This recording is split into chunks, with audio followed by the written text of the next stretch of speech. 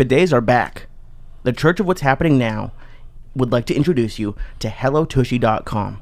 HelloTushy.com makes portable devices that spray your butt clean with water. HelloTushy.com/church to get 10% off of your order. That's HelloTushy.com/church to get 10% off all of their great bidets. The show is also brought to you by Onnit.com. Go to Onnit.com and use code word CHURCH to save 10% on all of their amazing optimization products like Alpha Brain, New Mood, ShroomTech Immune, and ShroomTech Sport.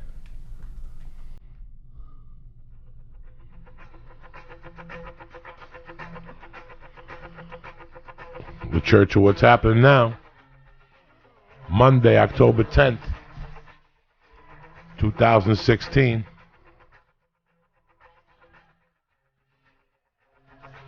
Iliza Shlesinger, Syatt, your Uncle Joey.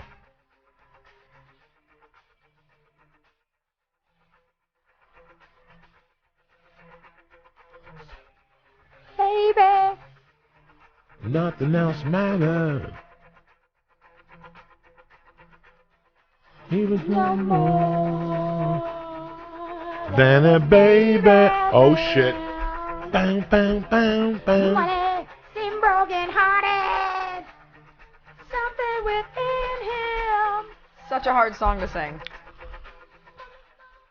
Fucking, if I'm correct, this is 81.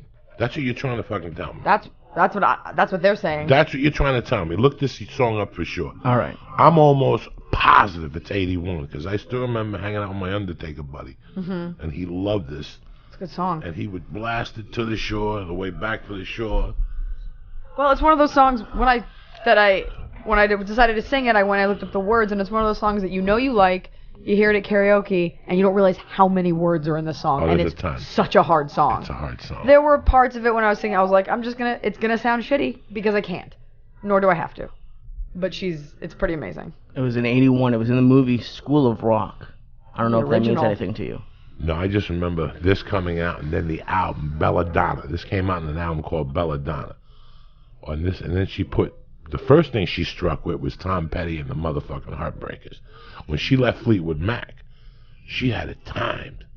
Yeah. She came out with that Tom Petty, and then she blasted this, and then she dropped Belladonna, and that was the end of the fucking game. That's like showing up with 2 aces to a full fucking house and going, bam. Yeah, stop dragging my heart around. Yeah. That was one of the most played videos on MTV. That was one in the beginning. I mean, you guys are kids. I'm just letting you know that when the whole MTV scene started, Right. that was one of the pioneer videos. People would wait to see that. I just remember the SNL video. I was at SNL or in Living Color. They did Stevie Nicks tacos. She's like, I'm into black magic and witchcraft, but I also love these tacos. It was crazy. And then she blew up to she got really big. And Stevie, yeah. Like that. I just like the song, just the one. That Rumors, the album you showed me, it must have been years ago. It's still one of my favorite. 75. Oh my god. I was in the 8th grade or something. I still remember there was a girl that was a national baton queen. Twirler. And she had a party at her house, and we went over there, and she's like, you gotta hear this. I'm like, what are you talking about? Fleetwood Mac. And my head almost blew up when she put on Chains. Yeah. All that shit Stevie Nicks did with them was just brilliant. 2 or 3 songs. I never had an education in rock. My parents were divorced, and if I asked I told my dad I sang the song. He's like, I never liked any of that Stevie Nicks bullshit. He's like, he doesn't like that. He's got like original Boston records, like Three Dog Night, Jay and the Americans. Like that's his thing. But I didn't have to understand rock and roll for my generation. You either have to be autodidactic, or like you had an older brother that taught you about it, or your parents were super into it. But I'm from like the suburbs of Dallas, Texas, and I listened to Kiss FM growing up. So for me, like I hear all this stuff, and I know it's a part of like the fabric of American culture. I know the songs, but like I'm not a study, So I always feel left out. I just grew up listening to the radio. There was a radio station in New York City that if you wore this, Yeah. I was a fucking geek, Elijah, when I came from Cuba, so I bought into the fucking system. So WABC had a button, and if you wore the button and they came up to you, you won $25,000. So you had to sit there and listen to the fucking songs, and they would go, okay, we're in North Hollywood. So me and you would run to North Hollywood with buttons and Yeah. walk around like two dingbats. 25,000. Whatever. The fucking people never won nothing. They were never even fucking out. Not one time did I go, thank you for the 25,000. There's someone out there like, we gotta get rid of these buttons. Yeah, no, there were little buttons, WABC. Yeah. And they played like pop. Right. Like I still remember listening all night to hear Benny and the Jets. Mm-hmm. Like that's what was on when I was growing up. Like Elton John was the fucking king of music when I was a kid. Right. And then they would go, okay, we're on 72nd Street and Broadway. Where are you? And I would fucking run down. They weren't there. They were Fuck on a no. toilet. Fuck no. Eliza. Broadcasting You know how remotely from a heartbreaking- bathroom. I was a sucker for all that shit. Yeah. In 1983, fucking MTV had a contest that if you won, you could go to Pat Benatar's wedding. Well, my plan. Shadows of the Night. Yeah, my plan was A wedding? to her wedding You're not in invited Hawaii. to a wedding. Can you fucking believe How are this? you flying there? They do the whole thing. MTV was gonna fly you and a guest. Would you ever do that, Eliza, for your wedding? Have like fans show up? Like that seems like something that no one would want. Like that's so horrible. You're a rock star. You don't have like a VIP section at a wedding? That's terrible. Fucking Pat Benatar was gonna get married in Hawaii. Yeah. And she was going to have 4 people come on the wedding, and then they do a private concert on the beach of Hawaii. My plan was to fucking go down there, and when they say, does anybody have any objections? have any objections, to go fucking crazy and go, Pat, you can't get married. I love you. And just be, you know what I'm saying? Like that's This how is why you don't invite fans. Right. To anything. To nothing. To Nothing. nothing. I sent Eliza, I must have sent thousands of postcards. Postcards? understand me? Postcards of what? That's what you had to fucking send. What's on the postcard? Hi, I'm Joe Diaz. No, on the back of it. The picture. What's it a postcard of? Nothing. Blank postcard. It's a letter. Just You're describing a letter. Just a little fucking postcard that you buy at stationery stores in Okay. the 80s. And it said MTV Studios, P.O. Right. Box 6450, New York, New York. And then on the inside, you had to write, Joey Diaz, I want to go to Pat Benatar's wedding. For fucking every day, I mailed it from different posts. You know me. I went to different posts. Different angles. Yes, different they wouldn't think it angles. was the same. No, I kept from every place. Probably so many Joey Diaz's out there. I was working for a bookie in those days. So on the way course. while I was working for the bookie, I'd do the fucking things. And then when I was going back on 118th, I'd mail them from different locations in the city. So if I would go to Harlem to pick up Coke, I would mail them from Harlem. If I Why are you was, taking it for different locations? It's the same name. I don't fucking know, Eliza, because I'm fucking superstitious. You understand me? When you're super fucking stitious, you gotta work it from every fucking angle. And it didn't pay off because at the end I didn't win the fucking contest. Do you think it's because you didn't stick with the one mailbox? Yes. Looking back. No, because I'm the kiss of death at the time. If I would have sent it in today, I'd be front row at Pat Benatar's fucking wedding. What did your friends think of that? Like that doesn't seem like something your friends would be too supportive of. Do you think I fucking told my friends? Do you think I would even mention that to You my were friends? going to go, growing up? and they'd be like, where are you going? You'd be like, on a vacation. I'm just me. yeah, I'm gonna go. I'm going to Hawaii, all expenses paid. This happens. These things happen to people And I was like gonna me. take my friend Stinky because he went everywhere with me. That's who you wanted at a wedding. That's who I wouldn't have taken him to the wedding. I said I would have told him we're going to Hawaii, and let him do whatever he'd do, and then I would have Yeah. gone to the wedding by myself. Yeah. Listen, when Pat Benatar's getting married, you could talk any woman on the island to do anything with you. When you're on an island, I could walk up to you and say, Eliza, I'm bored. You're bored. Pat Benatar's getting married. You want to come? Really, You're like, you know what, man? I'm on vacation. You know what? I'm on my honeymoon, but let's go. Yeah, who cares? Like, hon, I'm just going to go with him. Where would you like to go for your honeymoon when the beautiful day happens? I don't know. You know what? And I think you can attest to this. I travel so much as it is. That you don't want to do dick. I don't want to do anything. I come home, and I like you so much. You're like, come to the valley in the beginning of the work week, and I was like, I'll go for you. But I have family in Santa Monica I don't see on major holidays. I know. So, Eliza, please explain to the people.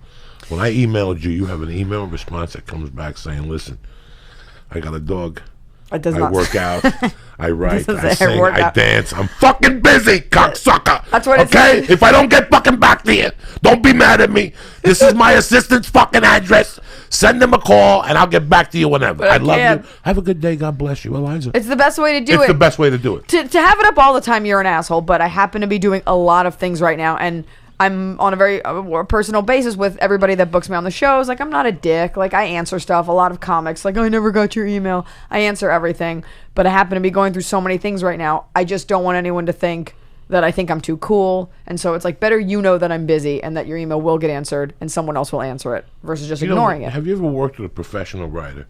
Like For somebody what? who's written a television show, like Yes. fucking somebody big, Like a real person, like yes. a real person, not Yes. somebody. Let's get together. No, No coffee. you No ever, coffee you ever bean. call these fucking people?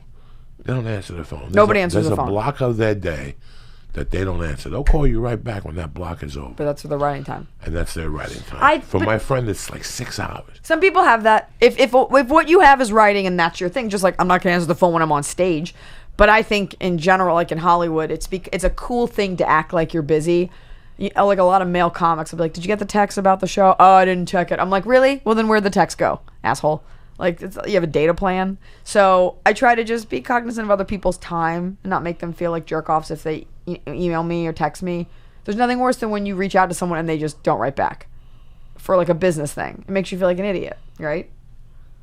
You feel me? It's fucking horrible. It's the whole. My beef is like I work for Iliza in her movie for a week. That week, I could call fucking Iliza at 3 a.m. Right. And Iliza will answer that fucking phone and go, "Joey, I need you on the set at 7:15 with that blue shirt on." Because you're working together. But the shit that pisses me off is Sunday when I call you and there's no more movie and you don't answer the fucking phone. And that's what has been done to me by just regular movies that we talk every day, and all of a sudden the movie's done. I call you for something. Right. 3 messages. Wow. So when I was doing your movie, you answered the fucking phone. Right. The day after the movie ends, I call you for a check or the paperwork, and these guys wouldn't call me back for a month. Right. Well. The That's shit like that. unprofessional. That's really fucking crazy. But I think for the traveling thing, yeah, that drives me crazy, and I don't, you hope the goal is to be respected enough, as I'm sure you are, but in general, that people will answer, or people feel that you're important enough to answer back, and, you remember when people didn't answer stuff, and you remember that kind of stuff, and not that you should make a list, but it sticks with you, and I made the decision a long time ago that I was not going to act like my colleagues. I was not going to I'm not going to answer everything. I don't even check Facebook. And every email, sometimes they're inappropriate, or sometimes it's, I don't know how you got this. But I was going to make an effort to treat everybody like a person. As long as you're cool to me, I'll try to be cool back. And that's just a decision I made. I'm not the kind of person who just ignores people. I remember a couple of years ago when things started popping, like 11 years ago for me. And I started going to these meetings. And at every fucking meeting, there was one jerk off that was always 25 fucking minutes late. What kind of meeting? And like, just, when writers want to meet with you and managers and you meant this like a other meeting. writer, like those meetings, and they choose a restaurant or something. Right. And then your agent has to go and your fucking manager has to tag along. So everybody's sitting there with puppy dog eyes, and this jerk off walks in 25 minutes late. Hey guys, so sorry. There was so much What traffic on traffic? Ventura. I've got a kid. Oh my fucking god. Oh my god, the drama. So then somebody came to me, like a really top comic one day. I was telling him my situation. He goes, "Nah, you're getting it all wrong." He goes, "When you're a comedian, man, you always gotta be late." Is he black? And I go, "No, a white, successful comic." Who is it? And I go, he goes, you have to be late. That's what it means to put the work in. And Iliza, I gotta tell you something. I did it one time, and I was like, No. He's wrong. "No, please." I He's grew wrong. up different. I grew up completely different. It has You're to there do- 15 minutes early. And I'm gonna get so much shit for the black thing, whatever. Like No, I'm the no, only no, person no, ever no, said. no, no. It's But the truth. it really is about the way you were raised. And I've said this on my own podcast. So you see successful comics, right? And people start to act everybody knows people start to act a certain way when they're successful. And then what happens is comics who have not put in that time, those are their buddies, or those are the people that they look up to. So they're like, "Oh, if I act like an asshole, then it looks like I'm cool." And it kind of works, having like a little bit of swag, but I'm like, "But you don't have 20 minutes to back it up. To me, you just seem like a dick. I'd rather just do my job well." Absolutely. And be cool, just because I'm never late. I was here early. I watched you eat all the mushrooms. My dad says if you're not early, you're late. And I just think it's disrespectful of other people's time, and it's just not a way to do business. in the No, I long didn't run. like it. I was like, why would I be late that's against my fucking principles. No, I don't want to be late. Like, that's against everything I fucking believe. You know what? If you have a meeting at 1, leave at 12:15 if it takes 15 minutes. And that's the other. It's like, oh, so you don't know how to download a Waze app, and it's so funny because especially in Hollywood, it's cool to be late. That's cool, It's cool to come yeah. in late, not show up before hours late. And what shocks me, I always think like, but wait a minute. But at one point in your life, you were on time. You were on time to the audition that got you this show, that turned you into an asshole. You were on time for your costume fitting. You've been on time for things before. So it isn't as if the concept of time just eludes you. You know to be on time. You're just choosing not to. Because I don't matter. Have you guys ever had someone cancel a meeting or something when you're there on time, and then they're late, and then they cancel it when they're late, and they're not even there? I have not had that happen. Oh, I was doing a podcast for somebody, and we got down there. We were at his house, not the guy's house, but the guest's house.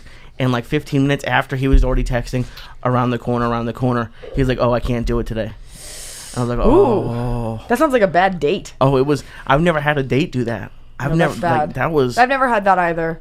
I try not to have meetings unless they're absolutely necessary. Also, something I've learned recently: the busier you are and the more valuable your time is. No, I don't have time to grab a fucking coffee and catch up. I had somebody the other day. They're like, "When do we go? Are you busy Friday?" I'm like, that is prime real estate for fuckery. I don't have. That's my I'm gonna do my set and then go out with someone I love or care about. Not you. Not for dinner with a general meeting. You out of your mind to ask for a Friday or Saturday night? Are we married? No. Coffee even in the middle. There's actually no time to have a meeting.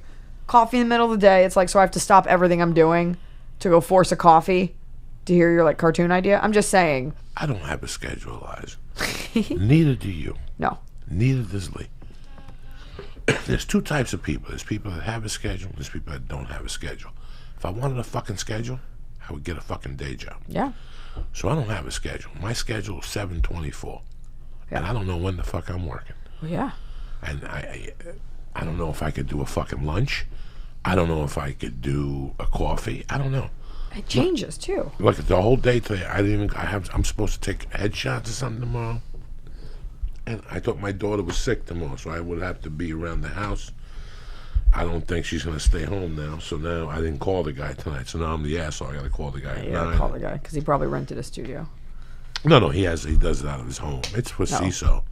It's I can't, you know. Yeah, no, I could shoot it after I shoot. There's no rush. Yeah, there's no. Your head's rush. Not changing. Well, they're in a rush, but they're always in a rush. But they're in a rush, but. Yeah, they're always. By the way, you're gonna rush. You're gonna kill yourself to get these headshots, and then they won't come out for like 2 months. Right, December 8th. Like, can I just scan this in? Yeah. No, there's. I don't play the game either. I tell them it's by the day. Well, that's always my point of contention with anything. It's sort of the same idea that like, I was like, I'm batting 1,000. I'm the one working hard. So when someone else, like, it's always like, you've got to do this, you've got to do this. So I rush and I make 4 shows, or I make that flight, or I get together the set. And then they're like, okay, we're just going to mull it over. I'm like, oh, I'm really glad I snapped my back in half so you guys can just chill out and take a dump. Feels great. I'll just go fuck myself. Did you start in Dallas? I didn't. I started here. What is it? So you moved here and started fresh. I started all by myself.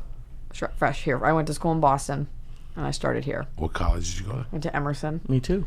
Yeah? Oh, yeah. Yeah, that's why you're in production. Class of, I was 2010. And you didn't bump into each other? No. He's 5 years younger than me. Wow. And then it was funny. I actually turned down a job. It was right as I was getting into the industry. I almost worked on your show. What show? The dating show. Excuse? Yeah, Excuse. Oh, really? That show was crazy. Like, I worked in post forever. And, well, not 3 years. But your show was crazy. Because they shot like every day for like 3 months. They shot like 100 episodes. We shot 230 episodes, one a day. We shot for 2 seasons. It was a gauntlet. Like, I am equipped for any hosting job because I shot that many episodes. Like, there's no one that has more aired hours on TV hosting unless you've been on like a show for like 5 years. 230. In 2 years. In like 1 year or something. So one show a day. Any days off? We'd shoot for a couple months each summer. We did it for 2 years. We had 2 seasons. 230 episodes total.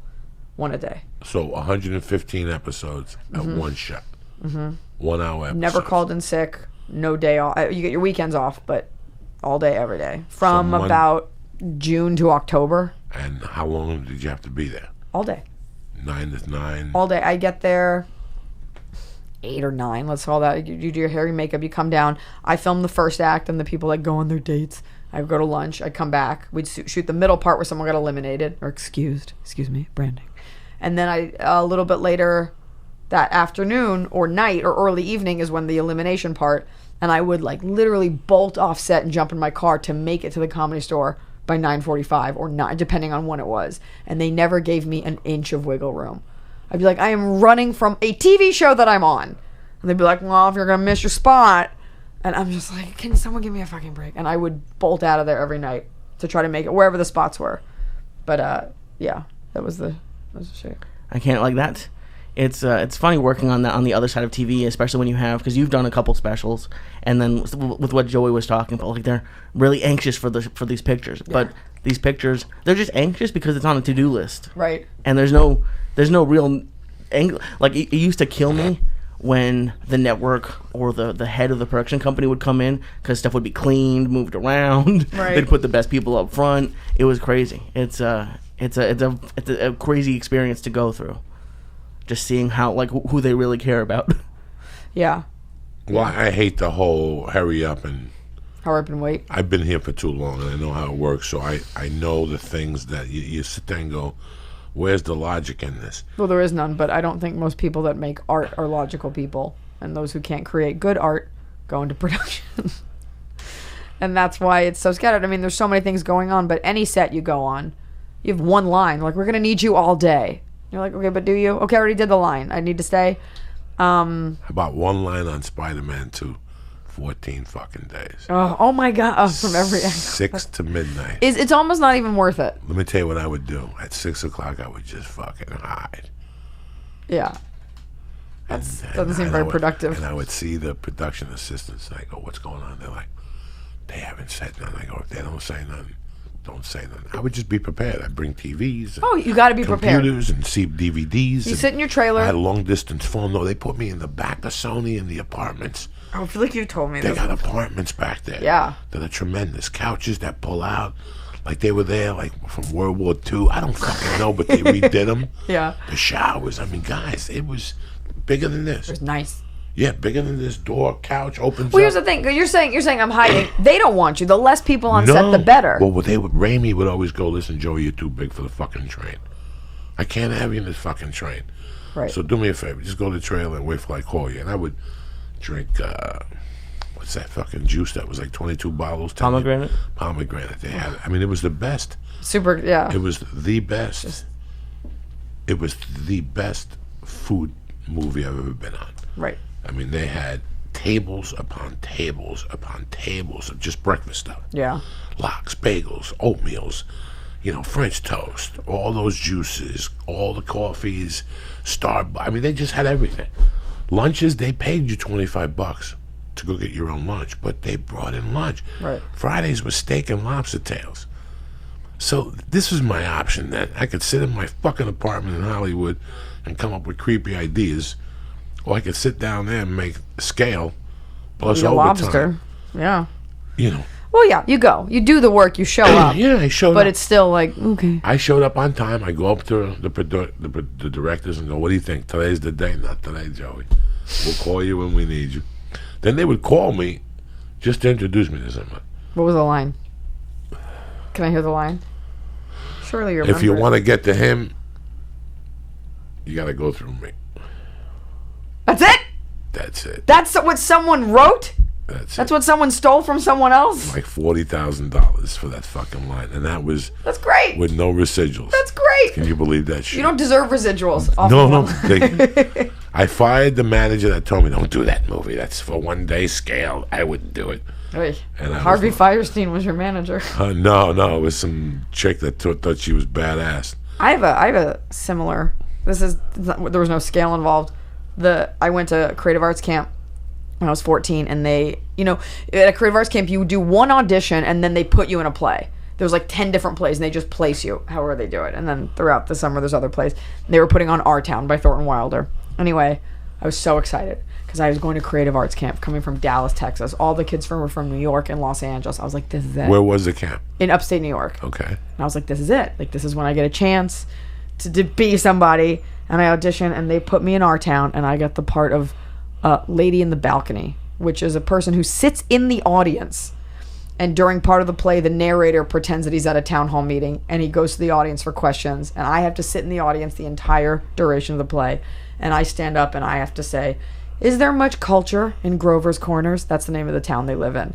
That's my whole line. And that's what, I spent the whole summer for this one play. And so I go to high school the next year. On the first day of school, I look at the fall play, and it's going to be Our Town. And I was like, I fucking got this. I'm going to play the lead. I watched her all summer. Or at least I'll be the mother. I'll be a cow. I'll be something. I read for it. I get Lady in the Balcony again. The same fucking line. 2 years in a row. So don't give up, kids. Could you recite that play word for word? I can recite that line word for word. No, I mean like after sitting in the balcony for No, but the second time I was like, fuck this. I'm not paying attention. You guys can go to hell. I'm going to make out with my hot boyfriend. You know, I didn't know movies. I watched movies. Yeah. I went to movies. But when I moved out here, I didn't know dick. And Scott,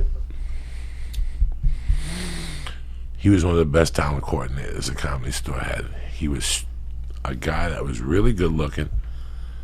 You thought he was straight, but he was gay as hell. And he drank more than anybody I've ever seen for a guy that size. Okay. And he kept it together. He was a functioning fucking wild man at the store. To the point where I remember one Monday I brought him, he got me a gig. And I go, can I give you a commission on this? It was like my first $750 gig. Yeah. I'm like, Scott, I have to give you Scott Day. He lives like in fucking Africa now amongst elephants and shit.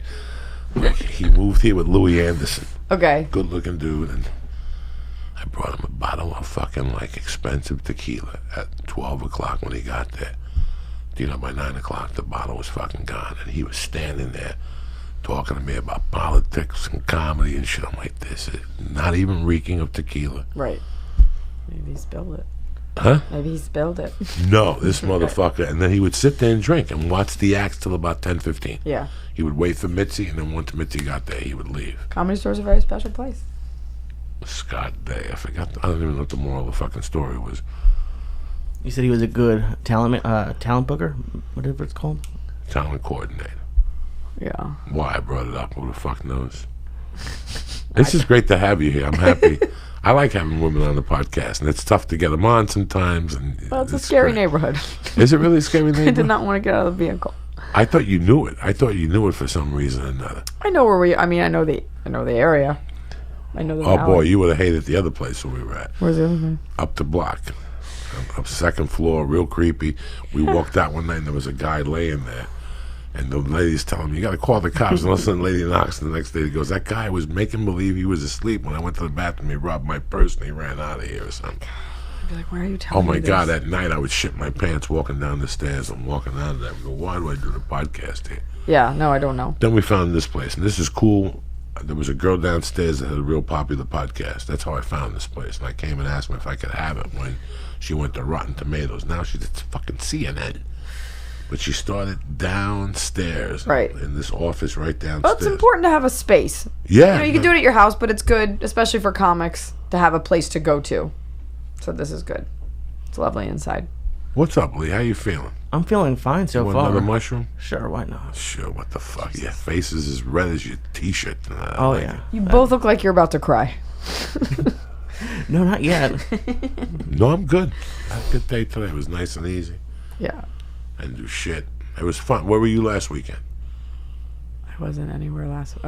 We finished Oddball. Right now, the Oddball. Where'd you go? That I didn't go anywhere.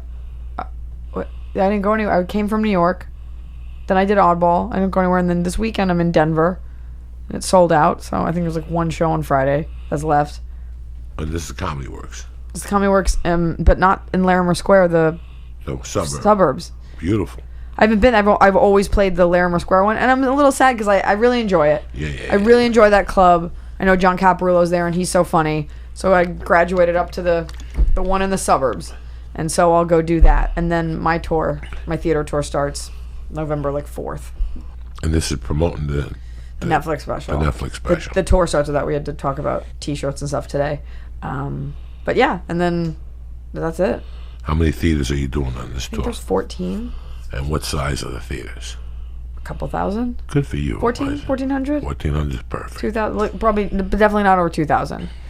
And then hopefully we'll do a second leg in Europe. Really? You want to go over there and give it a shot? Yeah, I did London once and that was great. So, all the English speaking places and maybe even Sweden because I think they're really into comedy. They're really into comedy. That's Yeah. Pablo Francisco's joint. Oh my God, I think he's so funny. That's Pablo's joint up there. He goes every year. I know he was going there maybe 8 years ago for $100,000 for one show or something. So by now he probably goes there twice a year for $1 million. And he's fine. I remember doing a South African comedy festival, and Pablo Francisco was on. It was me and Trevor Noah before he was anybody, and he was lighting it up on stage there. And some of the jokes were in Afrikaans, and some of it was in English, and some of the stuff I didn't know what he was talking about because it was like a lot of like local stuff. But he was on it, and that's how I met him. And I saw Pablo at breakfast, and I was like, "Can I sit with you?" Like, and he was super cool about it. And I just remember he's one of the comics that I look up to is weird because I don't really know him, but that I definitely take a page from his book. And he's not the most famous, but he's so fucking good. And you say his name, people are like, "Who is that?" And I'm like, "Oh, because you only know like the 3 comics that are on Netflix." It's Pablo Francisco for days. When I moved to this town, pigeons. When I moved to this town, he was on fucking fire. In Fuego. In 97, when I first went to the Laugh Factory Latino night, I had like a 5-minute spot, and they said, "Pablo Francisco's on, watch this." This was like maybe the height of Seinfeld. Yeah. And he did each one of them in fucking Spanish. Oh. Okay, standing ovations. Yeah. People puking, because it was just pure brilliance. People It was just puking. pure brilliance. It was just the fucking Jerry Seinfeld in Spanish. And from there, it just didn't stop. He's one of the first comics where someone comes over, and I'm lucky because people tell me they do this with my comedy now, and it's so gratifying. But people come over, I'd be like, "Watch this clip. Come watch this YouTube clip." And he had the bit about pigeons. How like you can say anything to a stripper and she'll agree with you. I'm like, "I like pigeons." She's like, Fuck yeah, little pigeons. and I like apples. Fuck yeah, green apples. He's like, "It's gonna happen. She likes apples." Anyways, verbatim, that's the clip. You can YouTube it. But he was great. What year were those specials? Because that's how when I first saw him, like his Comedy Central specials. You know, I don't remember. Let me look it up. Yeah, check it out. Because that was. Is he a store comic? Yeah, he's got a yeah. But I don't ever. You know, he just contacted me, and I didn't know it was him. He left me a message to be on the podcast. Oh my god! I saw him at the Ice House, and we had a great talk. It was great to see him. He's one of the best guys in comedy. Easily. Comedy-wise, and as generous as can be. When I first got to this town, he would hire me in different cities, and he would pay me above and beyond. Like I would go, "Are you crazy?" Yeah. You know, he's always been a great guy. John Panette was like that with me. I know he's gone. One of my first gigs to feature, they flew me to Las Vegas, and I didn't know who he was, and he asked me, "Are you a Vegas comic?" I said, "No, I'm from LA." He's like, "How much did it cost you to get here?" And I told him, you know, probably with room and everything, it was around, and they paid me $500, and I spent most of it to get there. And then he was like, "Come to my office on Monday, and I'll write you a check." And I went to his office, and his manager, Larry Shapiro, wrote me a check for $500. So I had the money. And I'll never forget that he did that. And it was a real... When you start in comedy, you learn how to treat other comics by how kind comics are to you. And I don't know that comics ever gave me a real break, but once in a while when someone is kind like that, it sticks with you. And like Pablo was cool when I met him. He won't remember me, you know. But like the comics who aren't dicks, then you're like, oh, that's the way to treat people. One time I was in Houston, and Pablo called me at like 11 in the morning on a Saturday. He goes, "What are you doing? Do you want to go to the mall?" I go, "No, I got to meet these people for lunch." He goes, "All right." That night I saw him, he gave me a bag. He bought me 3 shirts at the mall. Oh. On a Saturday. Like, and I'm talking about fucking shirts. Like, I was like, "Pablo, are you serious?" He got me like a Laker velour thing that I really couldn't wear. Do you know what I'm saying? It was like too much. It was like purple with the dark black. Right. If you put it on, you lost 15 pounds. Because there was no oxygen going in there. Like there was no. Right. Couldn't breathe. You couldn't breathe. Right. And he gave me these 2 other dress shirts. They had to be like $200 a piece, man. Yeah. Plus he tipped me that Saturday. You know, I mean, it was just he's just a great kid all around. Yeah, it's really this comic that I worked with this weekend. The guy that featured for me this weekend. Where were you? I was in Columbus, and he's a writer. And 20 whatever years ago, I used to open for him. Oh, weird. He had just won San Francisco. This guy's a dangerous motherfucker on stage. Dangerous. His name is Rick Kearns. He had radio in Denver. He'll be at the show. He'll be at the shows. He'll have one of the nights. Okay. And when you see him the first couple minutes, you're like, He won't be on my shows. But no, you bring in your own people. And it was so weird. That's why Denver's scary, because they throw those headliners at you from Denver. Oh, I don't care about No, but they usually do. Like, a lot of people go to Denver. I don't.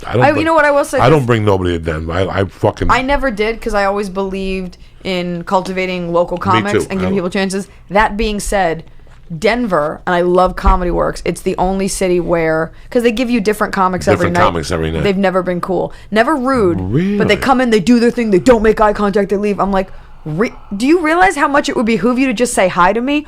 All my features that I bring on my tour and that I work with are people who featured for me.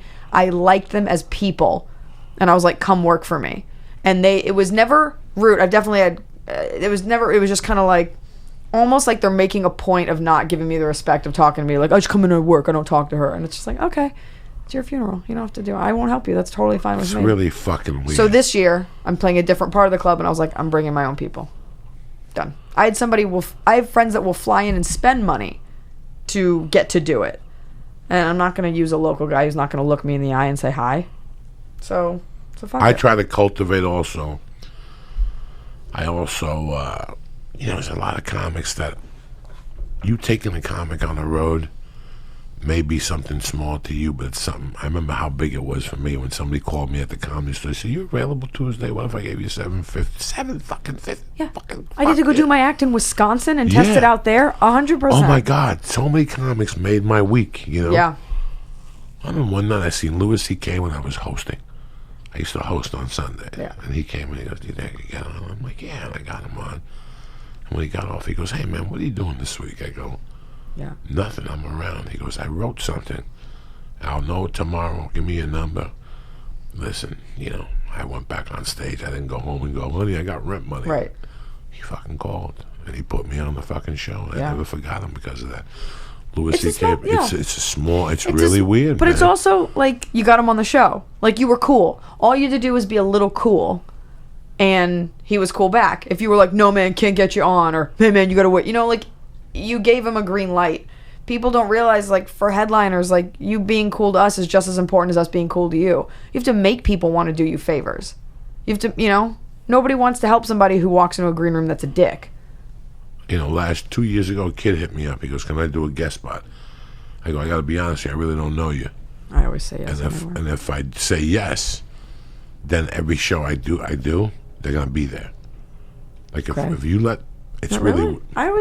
It's really weird, Eliza. The word gets out. Oh, you mean other people come? So, I used to do a room in Brea. And I was very generous with the room. I went home with $50. I broke it into a 3-man show. Right. I hosted. I brought a headline and a feature. You know how many times I showed up down there and there'd be 6 guys? "I didn't know you did comedy here." "Really? What the fuck do you think we do here?" Right. And then they would start. "We think I got 8 minutes." And then the 8 minutes turned into 12 and 15. Oof. They're fucking savages. So it got to the point where, when I'm going into a town and Tuesday, I get home and I got 8 Facebooks, 6 of those. "Hi, my name is Peter whatever." Yeah. How can I can't, I don't know if this. Just not check it. Well, how can, what if you go on stage and this kid goes, this is my impersonation of Hitler, jerking on. I don't fucking know. Right. I'm trying to be kind, and that's what happens when you be kind. Okay, here's the other side of it. First of all, I don't check the Facebook messages but sometimes, someone, if you, they're going to hate that I said, if you ask me for something, I will usually give it to you, stage time wise. And I will have friends that'll be like, "Hey, I'm happy to be in Phoenix that weekend." I'll be like, "You can have a guest spot." I give those out like candy because it costs me nothing. It means so much to you, and that's like a motto that I live by. I always figure, chances are you're not going to be a maniac on stage. If you're great, then it pumps up the energy for the show. And if you suck, I look amazing. And it's only a couple minutes out of my life. So I give people the chance to do that. It's never come back to bite me. I hate what comes with it. There's 1,000 situations. Okay. You see me at the store 3 nights a fucking week. Yeah. When I see you, I go, "Hey," and I walk the other way. I never giving you a hug. I never give you the respect you deserve. Now all of a sudden, you're at a stand-up live. Yeah. And guess who wants to buy me a drink and give me a hug? Joey Diaz. And he wants to guess it. Fuck you. Okay, but there's 1,000 of those. here's the other side. There's another side. Okay. Well, but the other side, let me say this for you, because you've been doing this longer than me, right? Yeah, I guess. How long have you been doing it? 25. Okay, so a lot longer than me. I think that, and you've hit this stride now, but there were so many years put in where there were people ignoring you like that. And you're not a mean guy at all, but I think you've had more time to go through that, to have that, and now you're like, yeah, fuck you. You've looked at me forever. So you're allowed to feel that way. I wouldn't begrudge you that. I also will say this. Before I met you, I'll never forget the day that you said hi to me. You were so nice. You were like, hey, sweetheart. And you treated me like we'd known each other forever. And I just played along because A, I was like, have I met him before? And B, you're scary looking. And so I always... No, I don't know. And you're like tough, and so I never said anything because I always figured you were in a different group of comics and we didn't know it, not in like a shitty way. So, and I get people like, I think I'm a pretty nice person. I get people that won't talk to me because they're like, I'm afraid of you, and it's just, it comes with an air, and it's people's perception, and they're wrong. And you're the nicest Where guy I know. did I meet you? I was like the comics. You came up and said hi. Let me tell you fucking something. But hold on. But my point is. Of course you can feel that way. No. The amount of people that have been like, I'm afraid, like I would feel the same thing. I'd be like, you never talked to me or said hi.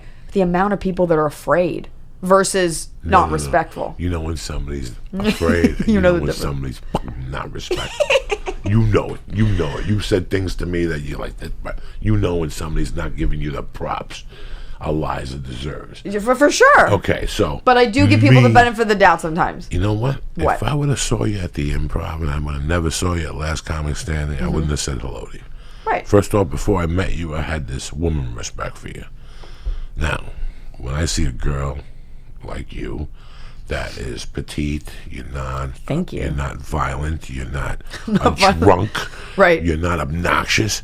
And I see you at the store, I feel for you. I feel for you, and I want you to know that I got your back. Okay? I got your back. Just in case if anything goes down. I'm not here to hit on you. I'm too fucking old. I'm not here to give you drugs. You have offered me drugs already. Oh, no. I'm not here to give them to you. I offer them to you. But it's just so weird. When I'm at the store, I know what girls are faking the funk. What does that mean?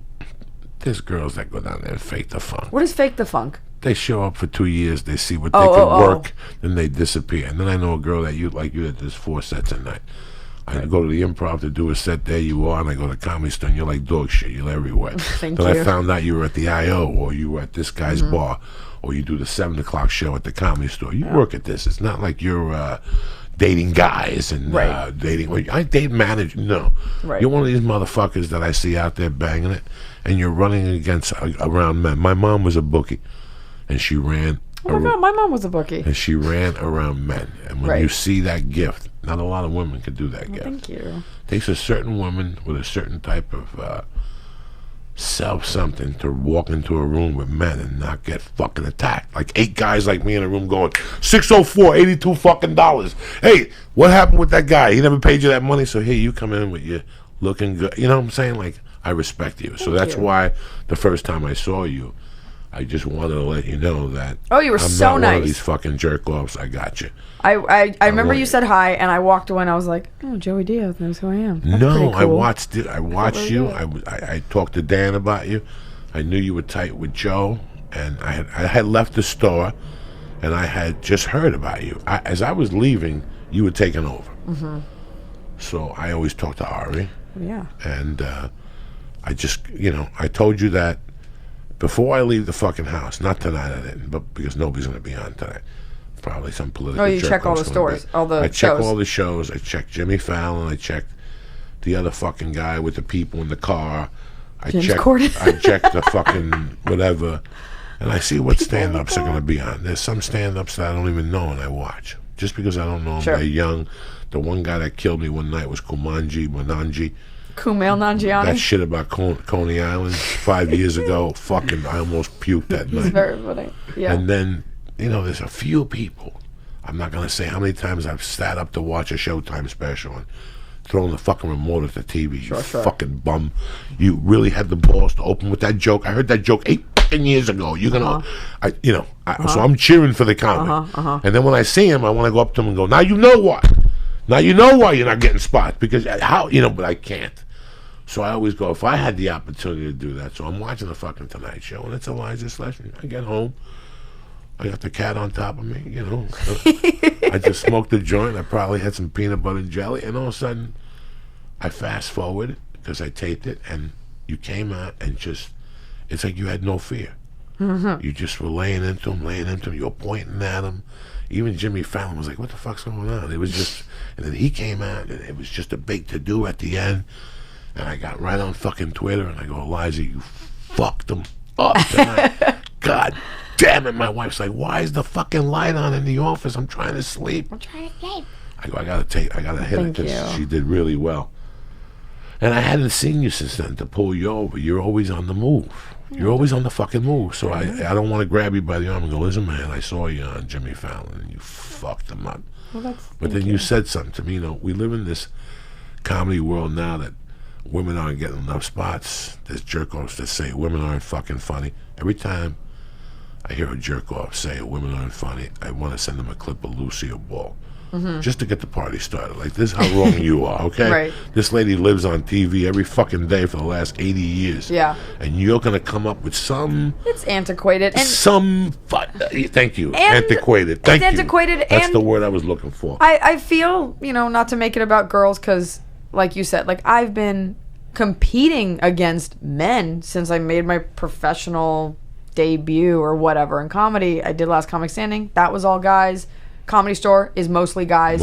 So of course, if I audition for something, it's me versus another girl. But when I go on tour and I look at, if I'm playing clubs, it's men on those rosters, and there's no. This isn't saying bad things about other girls, and I hope they have great careers. But for me, it's always been me pitted against men, and then people for sensationalism be like, "What about the other girls?" And I've just never looked at that as the competition, because it's me versus another guy to see who gets a 9:45 spot at the Comedy Store. And the whole women are funny. Women have been doing so many funny things especially in the last couple of years, and comedy's been really hot. People don't say women aren't funny anymore, and if they do, I'm like, oh, there's something wrong with you. Oh, you're stupid. Versus when I first started my career, I had to be like, well, girls are funny. I've tried too.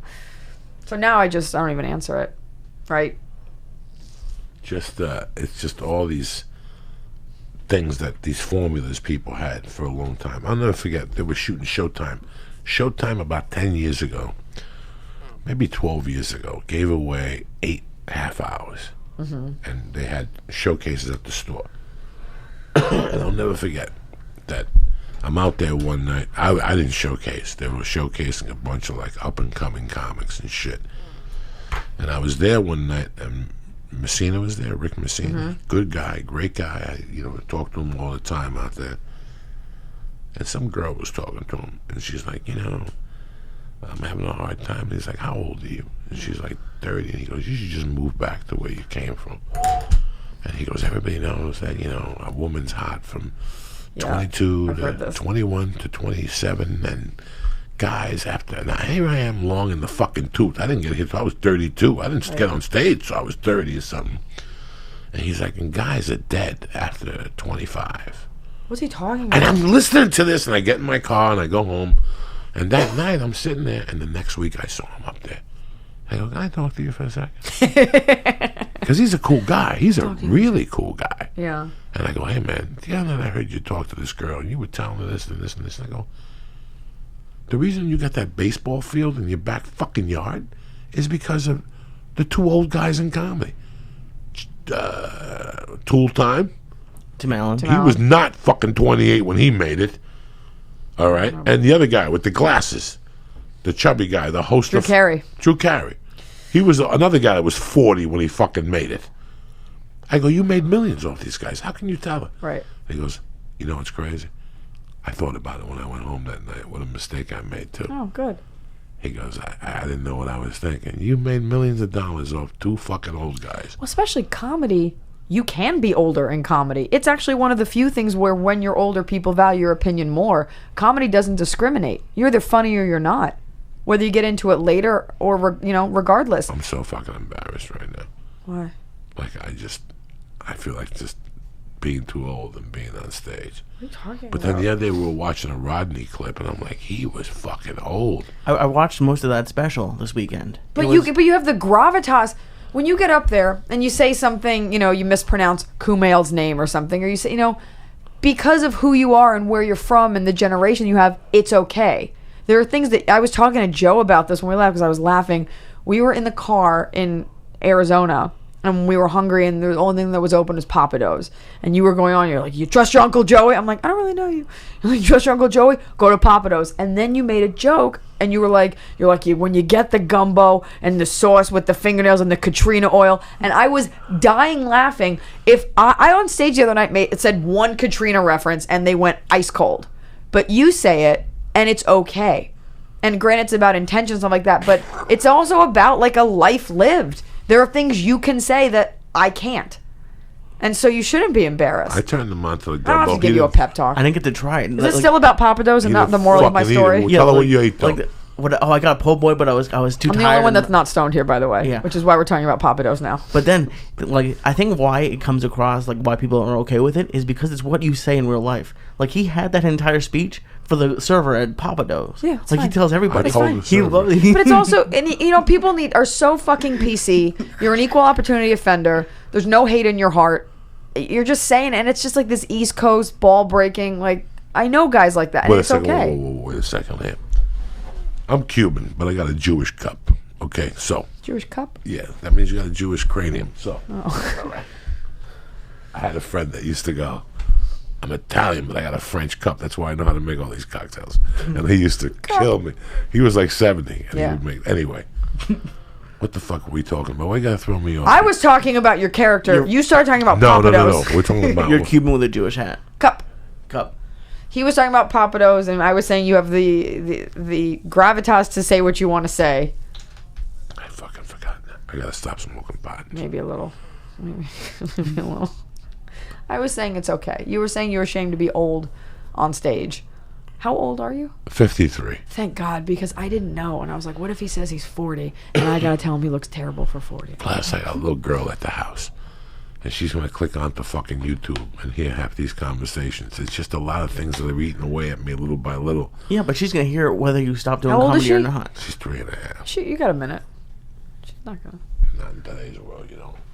Not with that fucking computer. Not with that Oh. goddamn computer. I went over the other night to pick up a shirt, and she came over and she said hi, but then she has a tablet thing apparently. Yeah.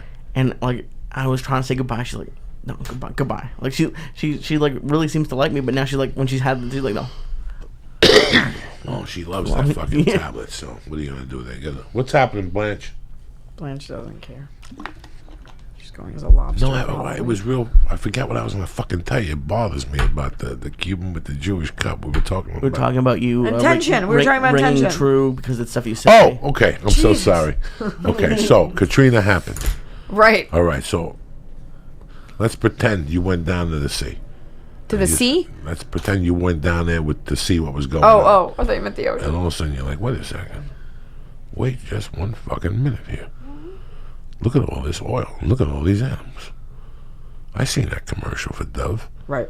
Where they take the fucking They wash bird the duck. and they wash the duck and shit. What if I fucking get like a whatever and scoop up all this shit, take it home and wash it and then freeze it. And then once the fucking shrimp thing goes out, I'll sell the shrimp. What are you talking about? I'm telling you, this is how you have to think. This is not the way you should think. Somebody did this. This is... Somebody fucking did this. There's no Katrina oil in the gumbo. Listen to me. Somebody, I didn't say that was, listen. Somebody went, scooped up all these animals with oil on them. What animals? The birds, shrimp, And they put them in the gumbo. Listen to me, and they washed them down really good with Dawn. With Dawn, right? Then they washed them down. Even though the animals were dead, you have, like, it's like if I stab you, you have 24 hours to get to the hospital to get stitched up. After 24 hours, you can't get stitched up. There's nothing I can do for you. That's like if you get a cut, you can't stitch it after 24 hours. That was 20 years ago. I don't know about that. Pretty sure we could... No, you have to look it up. The 24 hours, you got to stitch up a wound. If not, it's 2. You can't stitch it. There's no stitching. Nah, You're just an open wound the rest of your life. Nah, they do butterflies and shit like that, stitching, you know what I'm saying, with fucking bandages and stuff. Okay. So the same thing. So the shrimp is dead. He's got oil on him. I wash him off. really nice. I scrub him down. Yeah. And then I freeze him. Yeah. And I come to you 2 years from now, I got shrimp. At I a got great shrimp. fucking price. I got shrimp. I got shrimp at a great And rate. let me ask you this. And Yeah. I, as a corporate buyer for that's in charge of food quality for a mega chain restaurant, I buy this shrimp out of the back of your Chevy? I didn't say that. I said that let's pretend. But this is your conspiracy theory. No, there's no conspiracy theory. I used to live this shit. I used to do it. I'm telling you, not with Katrina fish, Okay. but fish that fell off. Oh, this is two different things then. Same thing. Nope. This is fish that fell off a fucking... All I got to do is tell you, this is shrimp that fell off a thing. You're a gumbo guy. You make a living off the bottom line. Right. Correct, Mundo? First of all, we're going to bang this out 2 ways. I'm going to take that fucking Katrina shrimp, and I'm going to mix it with the fucking good shrimp. The good shrimp, Look so you at don't that. know. You're Every other cutting it bite's like weird. Coke. You're cutting the shrimp. So the problem is, I pay $16.05 a pound for that shrimp. Yeah. 13 if I get it by the pound. 12, I know the guy. This shrimp, I'm going to get for $3 a pound. Okay? $3 a So right away, I'm going to tell my employees I got it for $9 a pound. What's And the I'm going to difference? skin $6 off the pound right there. Not to mention, nobody's going to know about the Katrina oil with the crab legs. And guess what? Like, my shit's going to come fortified. You're just getting shrimp for $16.50. I'm giving you a little bit of everything. Seaweed, a Don't duck want that. leg, you Don't know what I'm want saying? one frozen duck leg. fucking Who is eating scallop. this? A monster? Me. You're eating When this. I go down to fucking Papa Do's in You ask Austin, for one duck. You're like, I go, this give is me- cool. listen, is this give a me- Pepsi can in my give me gumbo? give me a bowl of fucking gumbo. I eat out. Lastly, Lee sat right next to me. I ate out all the seafood, and then you look at it, and the gumbo water's brown, but it's got that little streak of I little. think that's just olive oil. It's not fucking horrible. Iliza Shlesinger. It's like this little. I know fucking. Listen, I grew up in Jersey. You know, when in Jersey, you got that algae in the water. Yeah. Okay. It's kind of greenish. Okay, I'll buy the shrimp. Okay. No, I don't want you to fucking buy it. Okay. I want you to go to Papa Do's because I tried. when you eat that shrimp, it builds character. It builds your cancer. It builds your immune. Fuck the cancer. We froze the shrimp. The cancer's gone. The cancer's gone. We cleaned the oil off. What do you think? That good shrimp didn't swim in some of that shit that was left over? Radiation from Russia, radiation from Japan. I just came here to talk about comedy. I know, but we got to talk about reality. Okay. Here. Where's Tony Bennett, cocksucker? That's what the problem is. That's the problem. We didn't go to Papa Do's. It was too far. We went to Sushi Roku, which is horrible. It was terrible. I ate so much, but it was terrible. I love you with all my heart. Well, who eats fucking sushi in Phoenix? 2, pick up the pieces. When somebody only option. breaks your heart, Eat sushi in Phoenix. I didn't want to insult I'm you, an my man idiot. Joe. You know what I'm saying? somebody twice as smart. Is this the end? This is halftime. Oh my god, I have to go. When do you have to go? I gotta leave by 9. How long have we potted for? No, where you gonna be at the next couple of weeks? Pump your dates and you're gonna abandon ship. Well, I don't want to. I don't have. How long have we been on the podcast for? About an hour. Okay. My tour starts November 4th. Let's talk about the Netflix special. Okay. When did you tape this? I taped this, I think, in May, Where? April, May, in Chicago at the Vic, Okay. and it came out about 3 weeks Chicago's ago. a great comedy audience. I love them to death. And yet, you can't play downtown for more than a couple days because the Zanies is so small. Great club, so right. small. Disagree. So that's it, and then it came out, and now I go on tour. What do you want to know? I want to know what cities you're doing on this fucking tour. People It want to know starts where with you're like going. Milwaukee. If you go to Iliza.com, it has all the cities. And I have to look up. Well, here, I can go to Iliza.com. No. I have it right here. What cities are you excited to go on? Like, All you've of them. been there before? People always ask that. There's some cities I haven't been to. I've been to a lot of cities. I'm excited to go where my fans are. I don't care if it's in the middle of Abu Dhabi, which is fine now. Actually, that's not a bad place to go. I don't care if it's in the middle of like the Sudan. Like, as long as there's fans and there's Red Bull, I'm happy to go. It goes Philadelphia. Sorry, it starts in Milwaukee, Madison, Philadelphia. I'm very excited to go there. Washington D.C. haven't played there. St. Louis, Atlanta, love it. Nashville, love it. Seattle, great. San Francisco, Tahoe for New Year's, the day before New Year's Eve. Houston, Austin, Dallas, Boston, Mashantucket, Connecticut for Foxwoods. I'm sure you played that. And I'm here in LA at the Wilshire E-Bell for Valentine's Day. And those are just the tour. So it's a lot, but not so much that it's hard. I love you. I know you work all the time, and I got a lot of respect for you. I work because I don't have a family or a day job.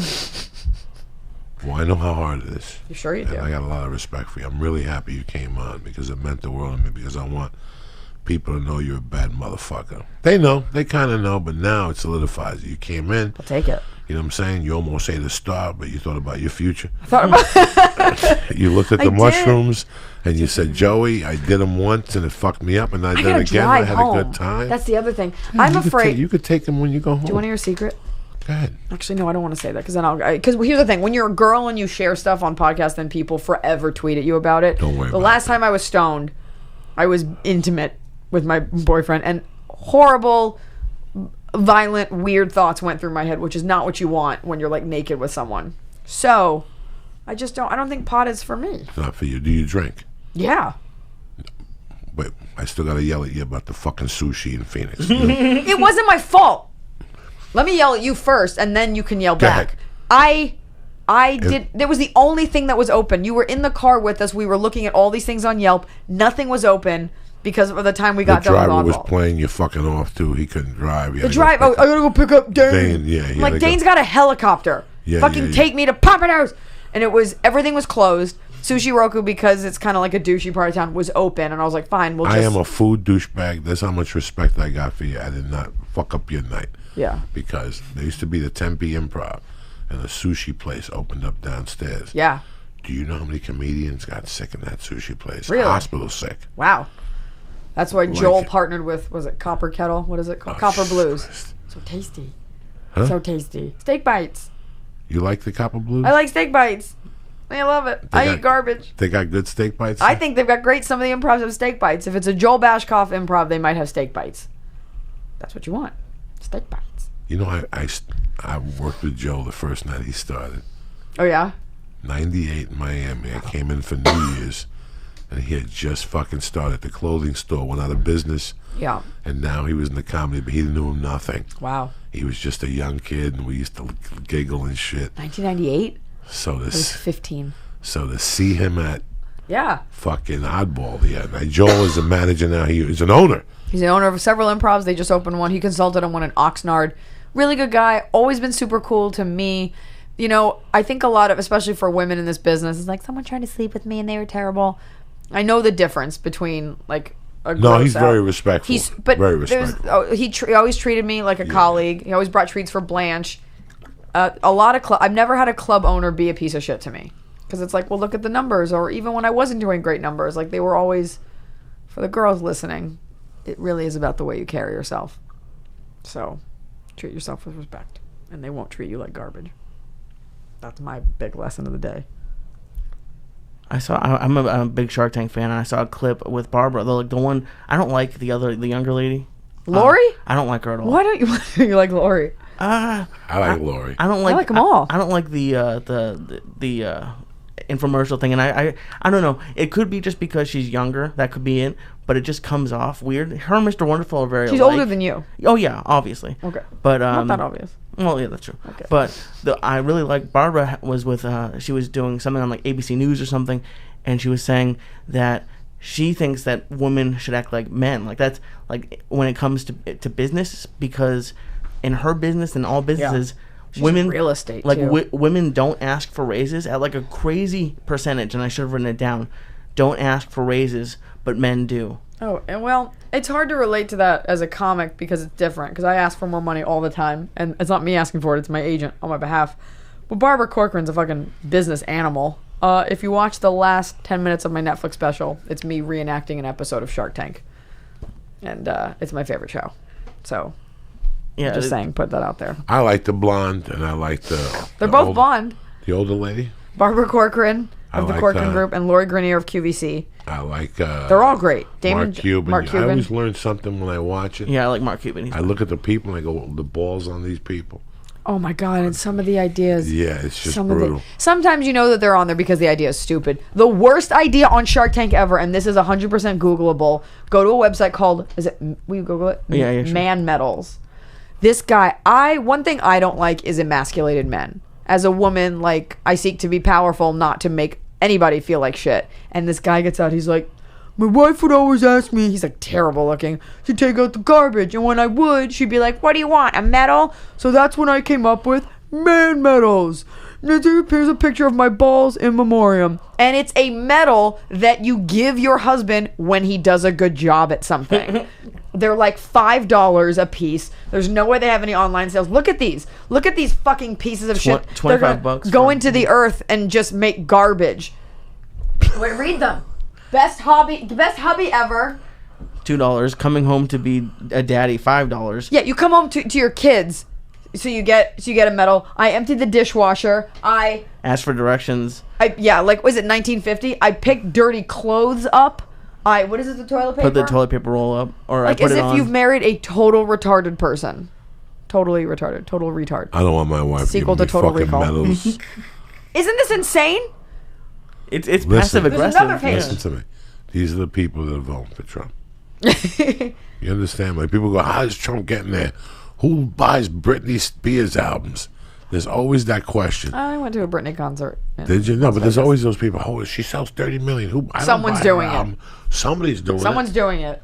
I don't- Anyways, There's some mom medals too. if I you wanna don't get do. Trump I don't medal. do coke, and I don't do coke. So somebody's buying 30 million metric tons of coke a week in this fucking they're country, cutting it with Katrina shrimp. and they're cutting it with Katrina shrimp like a motherfucker. And If you it's could think of it, someone's doing it. And it's building immune systems. You heard it from your Dr. Joey. Let me read this shout out to you, and we'll get you the hell out of Okay. here. Me and Leo close it up. I want to thank Fancy Yancy Glass for the beautiful pipe. I want to thank Fire Goddess Beth and her beautiful husband for coming to the shows. It was great seeing you. Mad Codis, Tully Fuck One, Alex Cleary, One by One Podcast, Pussy Shakes, and John Culler. What up, Pushy Shane? All right. Well, thank you for having me. Yeah, no, I'm very excited that you came in, Okay, bye. and thank you. Thank you. And go to Netflix. Go to Netflix. What do you listen to outside? Yeah, I think the cops are here. Cool. It's Confirmed Kills on Netflix, and you can also check out my show, Forever 31, on Hulu. And thank you. And what's Forever 31 about? I don't even know about this shit. It's a show. I have a show. It's on Hulu and ABCD, which is ABC's digital platform, like NBC has C, so ABC has ABCD. It's a show. I have eight episodes called Forever 31. It's just a show about me, my life. You're 31? I was 31 when I pitched it. I'm 33 now. All right. I ain't But mad at you. Good that's for good. you, man. You're a little working savage. I'm a savage, a baby savage. All right, go take Blanche and we'll Bye, close guys. this Thank you. motherfucker. Thank you from the bottom of my Nice to meet heart. you. You were a real savage. Thank you. You're the best, Eliza. Wait, I have to walk out in the dark? Yeah, Leo run out there with you. I'll sing a song for these people. If you want, there's a door right next to the thing. Or She didn't park inside? No. Oh, no, there's a door. There's a door right next to Just it. leave this door open. I'll watch you there. Love you. Stay black and be careful. There's nobody out there. All right. There's a couple black dudes. They just sing songs. Not afraid of black people, They'll afraid of give- white people. Thank you. There you go. They'll give you. Leave the door open so I could, just in case. Okay, door's Leave open. that door open. Okay. The door is right by that gate there. What's up, Lisa? Yeah. Ooh. How's your little weekend, brother? I had a good weekend. I did acid again. I know you did. What'd you think?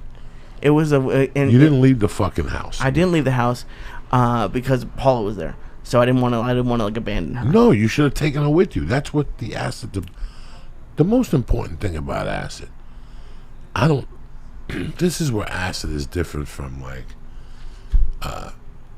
ecstasy and all that I stuff. haven't done that yet. No. And I'm not saying for you to Right. do ecstasy.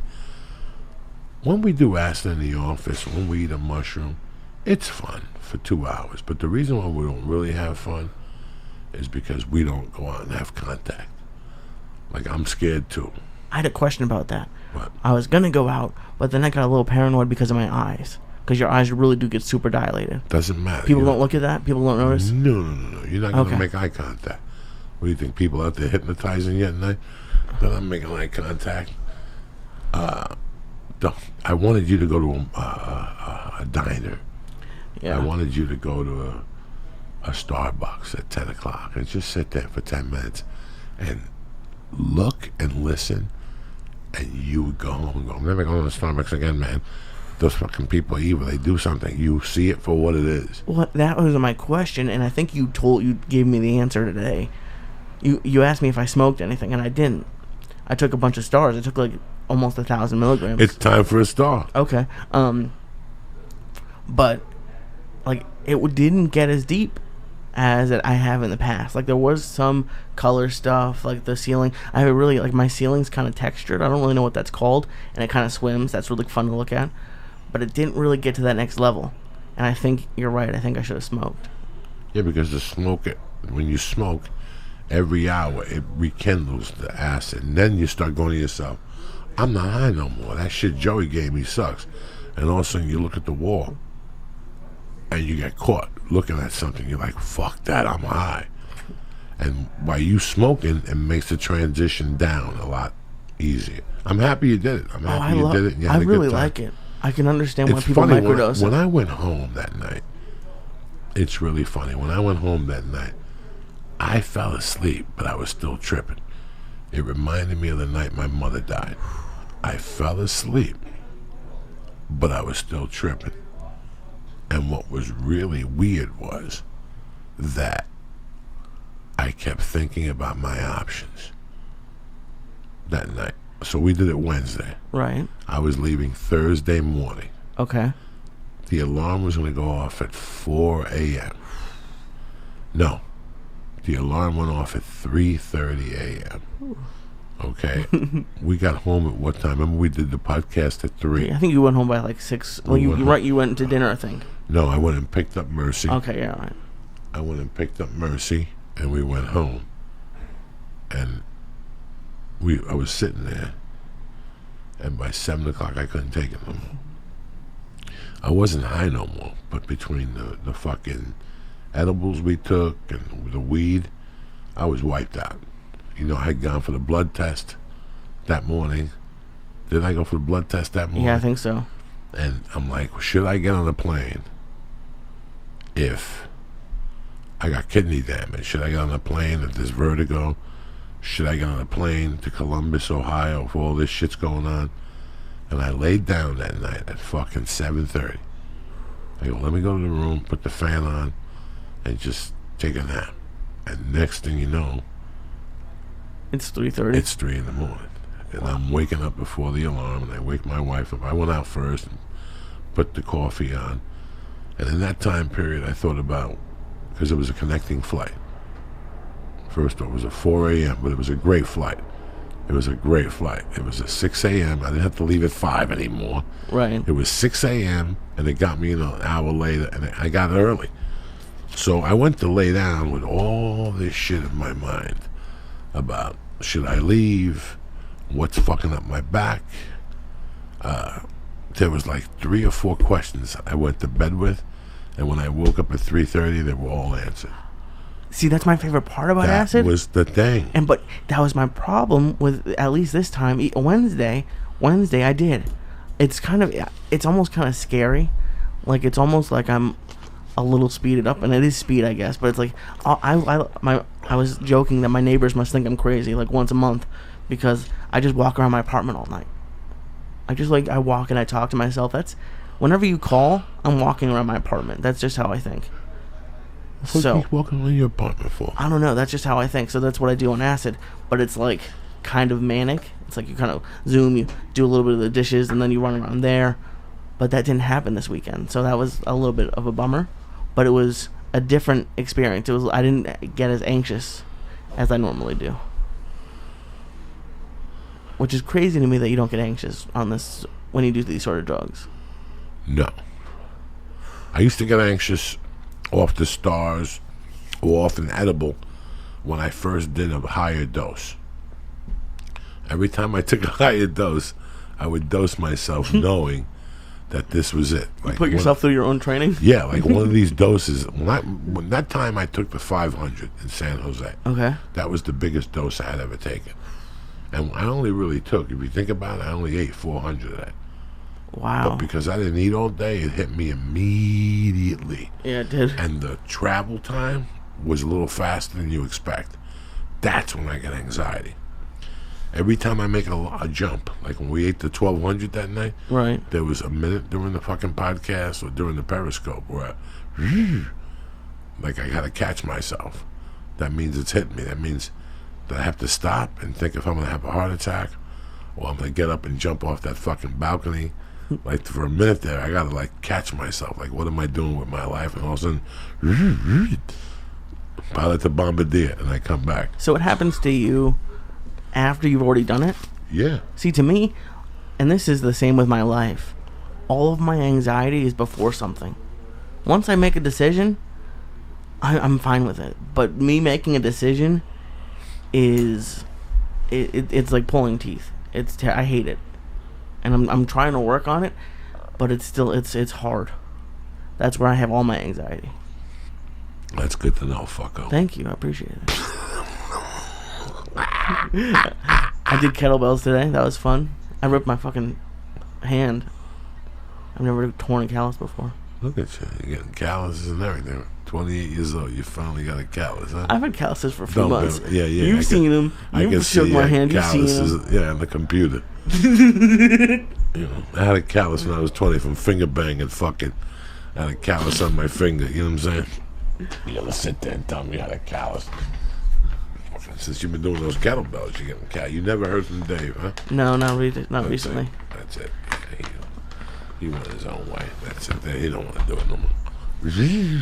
Oh, we're doing more? No, I took him out to give him to the fucking Blanche. Yeah, I took him long. No, Columbus was great. I seen some great people in Columbus. I want to give a shout out to Sam Baker. He showed up. A couple great fucking people showed up. I'm not remembering everybody. I just want to let people know I had a really fucking good time. This week, as you know, I go to fucking Chicago. It's already sold out. I mean, Thursday night tickets were available. I'm a little nervous. I'm a little anxious. One thing I do know is I did the work. You're confident in the material? Well, after last week at Oddball, I felt that because now I didn't go out in front of people and listen to the podcast. I went out into a general audience. Right, yeah. And my material wasn't totally offensive, but it was out of the realm.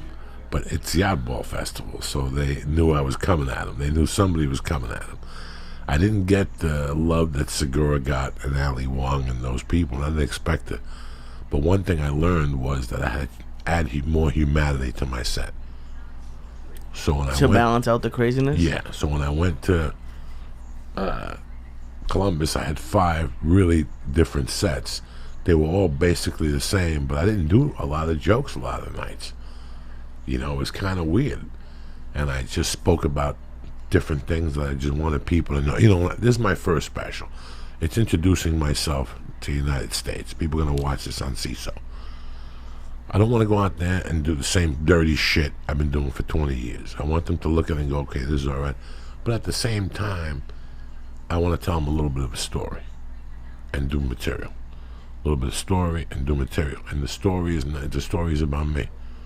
You know, should I tell them that I tell them last weekend in Columbus there was 2 shows where I talked about kidnapping somebody. I got locked up and I told them the story about Trump. You know, just to break it up, just to see if there's an angle in there. I spoke about bidets, that bidets are really making a comeback, and that people, you know, they got the cold water ones and the hot water ones. You know what I'm saying? Cold water ones is tremendous. The hot water ones put you on another fucking planet. Did you install your bidet yet? Oh yeah. What do you think? The cold water, it does wake you up a little bit, but I love it. How fast does it go in your muffler? It goes pretty fast. There's a little knob on the side to do levels, but it's great. What level did you put it up? You know what? I don't know. I just kind of do it to the side. I didn't look at numbers. I installed it with Paula this week and it was great. It took like 30 minutes. Okay. It comes with a little adapter, and you know that little tube behind. And it only took 30 minutes because I'm terrible at this stuff, but it's just a little adapter. I'm gonna install it in my outdoor bathroom there. Oh yeah, you should. And I'm excited to try the warm water one, but here's the reason why I love it, because I'm a big guy. I sweat sometimes. Sometimes I don't have the time to take the afternoon shower, but there's nothing like there's nothing like feeling like you have to take a shower because of that, and this just eradicates it.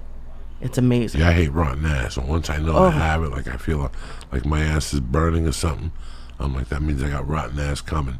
I can't go out that night. So I just take a complete shower. But with the bidet, yeah, you could take a dump and then wash your muffler in the back of your nutsack. Oh. Because that's where the fungi nail develops. You do the back right? of your nutsack? Why not? You're there. In case you show up to a party and wants to somebody suck your nuts, what do you got? You gonna have a clean ass? I haven't with tried dirty that nuts? yet. Nah. And once you're down there, you might as well clean the nut, pull the skin back, and wash the helmet a little bit. Are you turning around and like?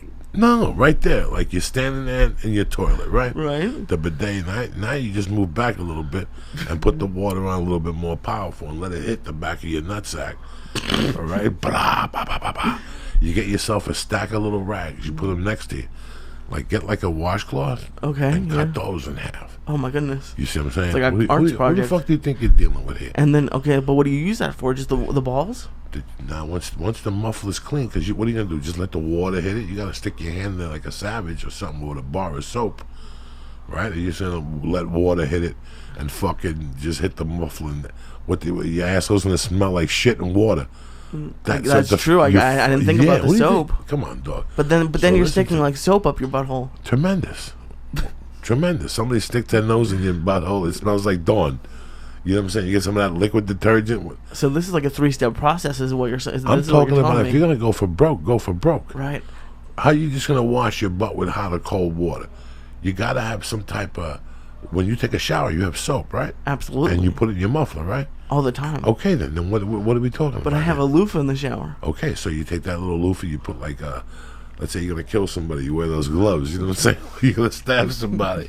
You wear those fucking work gloves, right? Yeah, yeah. The Okay, latex so gloves. latex gloves, all right? Right. And you fucking put a little, let the water hit your muffler, and while it's hitting it, you take a little cleanser and you put that in your butt and mix it up with the wash raw and massage your little muffler with and then do the back of your nuts, do the whole nutsack and move around. Let the water hit your nutsack. And then you pull the skin back on your helmet and you dip it and let the water hit that and you clean that off of your helmet. That's a little Puerto Rican wash right there. And you take that washcloth and flip it over, drain it in the sink, and then wash around your helmet, and at least you're clean. This porta tubby, if I was a hooker, I'd get a porta tubby. I get what's it called? Hello Tushy. HelloTushy.com. You Yeah. think, who the fuck you think you're dealing with here? This is for people who are active down there. This is for anybody who likes having a clean butthole. Like, and they were saying, and this is great for me.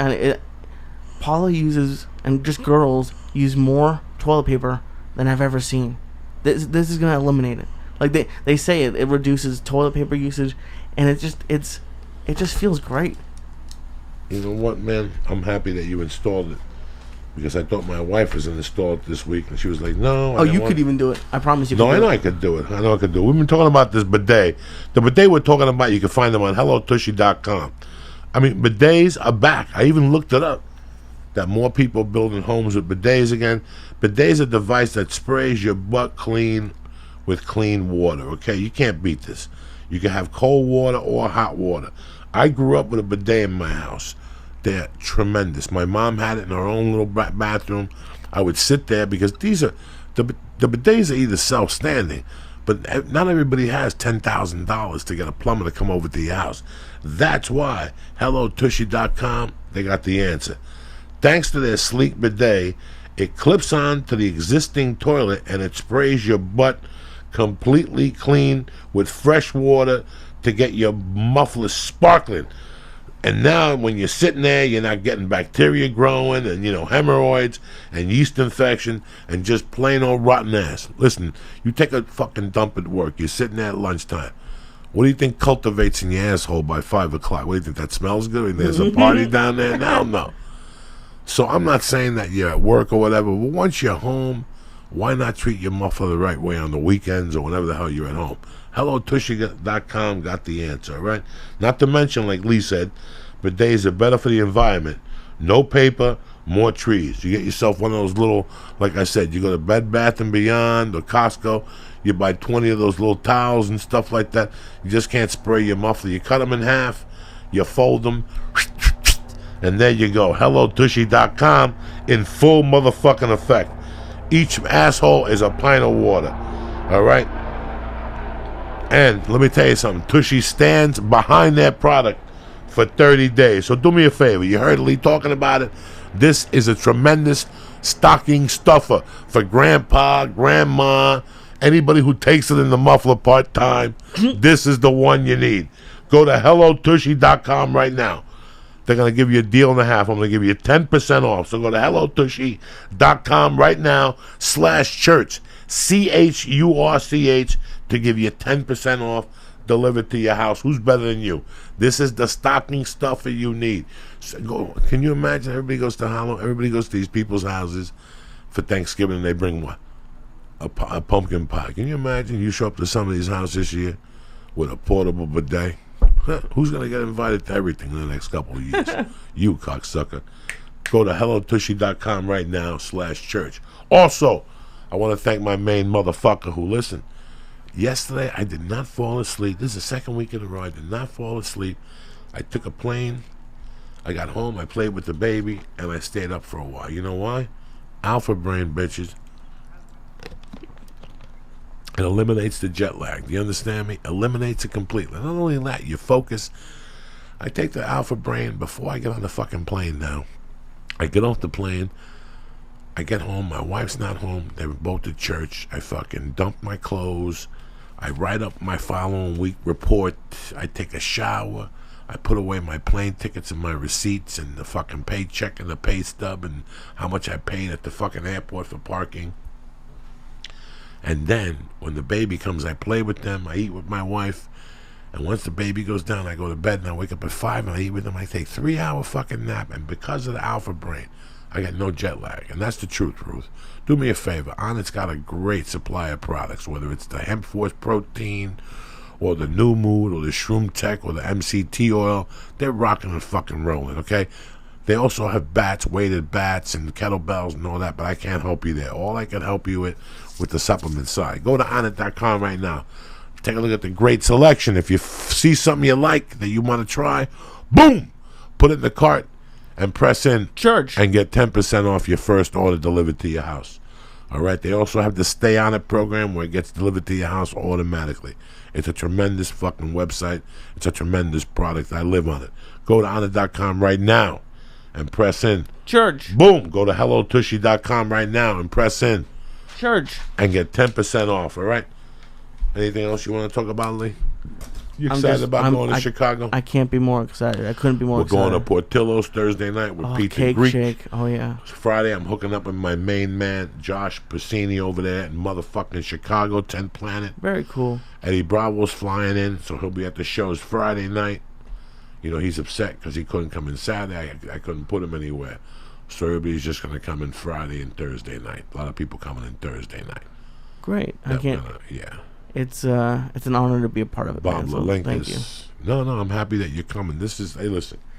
25 fucking years, people. 25 fucking years. Do you really fucking think I ever thought I was going to shoot a special? I mean, in the beginning, I always thought it would be an HBO special. That's all I ever wanted.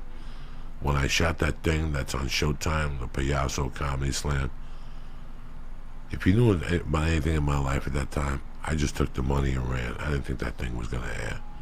When that thing aired, you know how bad I felt? Because I did a fucking 40% job on that. Not to mention I looked like a fucking bum. I just did the set to get the cash, to get the fuck out of there and do coke. You know, everything I've done early on was because of the cash. That's why it didn't work out. This is the first time I'm doing this because I think I owe it to myself, you know. I owed it to myself, you know. And I've worked hard the last 4 years at this stand-up shit. Not to mention the 21 before that when I lived in a car and fucking took cell phones back and fucking, you know, I took a big chance in 1995. This makes it all even now. I don't want to kill nobody no more. I'm fine. I got a daughter. I got a beautiful wife. I got a great friend in you. I got great people around me here. And I'm about to do something that was a fucking long shot. in anybody's life. Never mind, what I had going on. It was just complete fucking long shot, Lee. So, you know what, Lee? I'm not even fucking nervous. I'm going to deal with myself. I'm going to go up there and do some material. I'm going to tell some fucking stories. I'm going to tell some things that are going on in my life and wrap it all up and get the fuck out of there. And that's it. That's all I can do. Everything else, I can't fucking control. I'm lucky that we have the podcast. What the fuck is going on tonight? I got like Airport 9 coming over my It's everyone coming in for the special. They're all coming in before. No, they're But not. it's I get the question a lot. I used to get the question, why doesn't Joey have a special? Why doesn't Joey have a special? And I must imagine you got the question, or at least knew people were asking it. And that, I mean, even though it must feel good that people want you to have a special, it must hurt your feelings a little bit that you didn't have one. Not at all. Really? Not at all. Not at all. Listen, man, I'm very fucking lucky to be here. I always kept that in mind, especially after The Longest Yard. I realized what had happened. What do you mean? Sheryl Crow has an album. I think the second album Sheryl Crow has is a really great album. And there's a song on that. I don't know what the song is. And she says, most people quit before the miracle happens. When I was shooting The Longest Yard, I kept hearing that lyric over and over in my head. Because there was so many times before that I was going to quit. And I kept thinking about when, for the first time, Jesus fucking Christ, let me close this door. The only reason during The Longest Yard I kept hearing that lyric, Right. and the main thing that I kept thinking about was 1987 when I had a semi-fucking life, Lee, and I wanted to quit to move back to New Jersey so I could snort coke with my fucking friends. I think from 99 to about 2000 or 2002, especially after Josh Wolf got his deal and stuff, I got really sad inside for a while. I was like, what the fuck is going on with me? I can't get arrested out here. But it's like when you're making strides and you don't even know you're making them. I was making strides and I didn't even know I was making them because I was booking something. I was really alive. When you book something here and people see you, it makes them look at you differently now. Now you're not a jerk off no more. You know what? Give him a spot, dog. He was in that TV show. Yeah, but it was a small role. It don't matter. When was the last time you did something? All right. I wouldn't say nothing. But people treat you differently. You start earning a fake respect. Only shitty people would respect you over a fucking one line in a TV show. But it was interesting to see that I was always making little moves. Between you and me, it wasn't the moves I wanted to make at that time. I didn't want to be on TV. I didn't want to be in movies. You just wanted to do stand-up? Yeah, but that's all that was available to me. Nobody would talk to me in stand-up. At all. At all. The best I ever got was if you come to Montreal in 1999, we'll put you up maybe for the Dirty Show. And I went all the way to Detroit. And I said to myself, what the fuck is wrong with me? What am I, give me that one right there. I go, what am I, I'm going to go begging for a fucking spot? My mother raised me better. So I stayed in a hotel room in Detroit. I went down to Coco's Comedy Club. I got an 8-ball of coke. And I stayed in that room for 3 fucking days. The last night, Mimi Gonzalez showed up and slept on the floor, a Cuban lesbian chick. And we talked all night, and then we ate breakfast, and she moved to New York City. How crazy is that? I still remember that type of shit. Why didn't you just go back to L.A.? Who? You. Because for some reason at the time, I thought I wanted to go to Montreal Comedy Festival. And it wasn't until I got to fucking Detroit that I go, I'm not going to Canada. I was going to meet somebody and we were going to drive across to Canada. I was going to take a bus to the Montreal Comedy Festival. Oh, so was your flight in 3 days? Is that why you stayed? Like, that was my question. Like, why once you decided you didn't want to go, why did you stay? Why did I stay? Yeah. I had nowhere else to go. Okay. I could have gone back to LA. I had to be somewhere in the Midwest the following week. I said, let me do an adventure. I got the money in my pocket. Let me do an adventure. I had no money back then. In 1999, I probably had $300 in my pocket. And I thought I was Johnny Bananas. I'm in a hotel room that costs $42 a night. People getting stabbed next door to me. The towels are real small, but I didn't give a fuck. I was just happy to be in a fucking hotel room on the road doing comedy, dog. Genuinely happy. No. Genuinely happy. Smoking reefer with a little CD case with speakers. I was Joe Jerkoff with speakers. I would write stupid jokes and go to these clubs, and I would go to any club back then. I didn't give a fuck. I would look at the map. If there was 4 clubs in that town, I would do 4 fucking showcases. And that's what I did. I would go to All Jokes Aside. I would go to Coco's Comedy Club in Detroit. This other place that they took me to. There's another place close to the casinos in Canada, like on the Michigan border that I did when I was there those 3 nights. I made like, I don't know, $200-$300 when I was there that weekend. So I was eating good. I had a plane ticket to go back. All I needed was a plane ticket to go back to where I started from those days.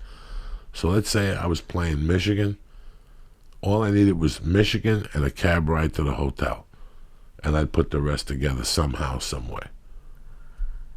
Fucking crazy. Whew. That gives me anxiety to thinking about only having $300 in your pocket. That's it. No money in the bank. I would put away, like I would buy a money order and put my ex-wife's name on it for child support. And here I'd be in a room snorting coke, and now I got $200 worth of money orders. And I wish I could fucking sell them for 10 cents on the dime. But I mean, it was crazy. But that all disappears now by me shooting this special. What makes it all better is thinking about those nights in Michigan when I got attacked by the seagulls. What makes it all better is, being on a bus from fucking Port Authority in New York City to Dallas. And it taking 24 hours and being on the bus awake the whole time, watching people, high, getting off the bus, eating lunch and smoking a joint, and getting back on the bus. I got really good at doing that. I would roll like 3 joints and keep it in my sock in case the cops came on there. And fucking craziness, Lee. Ooh. Being on the bus all night. Like I would just, fuck it, what am I going to do? I got nowhere to sleep. I might as well be on the bus all night. Do you think that contributes to you not having anxiety about this? The fact that you went through all that? How about going in front of a judge? There's no more anxiety than that, my friend. Going up in front of a judge and not knowing the answer. That's fucking anxiety. So this, I'm taking it with, I could look at this 2 or 3 different ways. I could think of this as it's going to change my life. I could think of this as this is going to get me a TV show. Or I could think of this, I'm just going to go up there and have a good time. What do you think of that? I think that, do you think that's probably what you need for a special? Because if you try to overdo yourself... You've watched 1,000 specials. Right. The funniest ones are where they're having a good time. Oh, hell yeah, you have to. And the trainer, when you watch Bill Burr, he's a great pro because he's having a great fucking time up there. And he throws something new into the mix to make everything highlighted. That's the beauty about Bill Burr. When Sebastian's on stage, he has a great time up there. When Joe Rogan's on stage, he has a phenomenal time up there. When fucking Ari's on stage, he has a great time up there. For me to do well on stage, I gotta be having a great time. Who gives a fuck what comes out of your mouth? This is my first special. If it's an old joke and it's flowing, fuck it, so be it, bitches. I don't have a closer yet. That's the problem. So I got 3 days to come up with a closer. I got a few ideas. You know what I'm saying? I'm a fucking idea man, Lee. But I'm happy you're coming. I'm sad that a lot of people couldn't come. You know, we couldn't get the extra security, wouldn't allow it. These people want a big insurance for the store. They don't trust, you know, who's going to be in there and how many people, and they're going to rent the store out in November. So this would be the 15th, and then the 16th cleanup, and construction starts on the 17th. So it's been a nightmare. But you know what? I can't worry about that shit. I'm going to shoot my first special. Thank you for all the love and the support.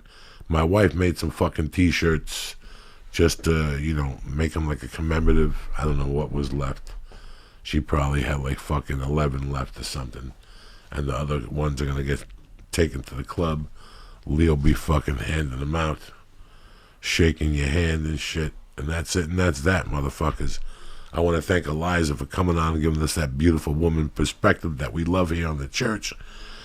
I love Lee for coming on with his new fucking watch, MVMT watch and shit. Big pimpin'. Bam. And that's it, and that's that, you bad motherfuckers.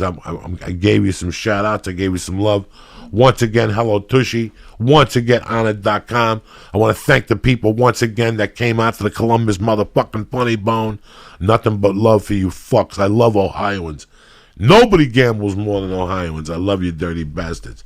Anyway, we'll be back Wednesday. I don't know if it's the day or nighttime. I don't fucking know what we feel yet. What do you think, Lisa? Yeah, what do you feel like doing? Because we're leaving, I don't know what time we're leaving. It don't fucking matter.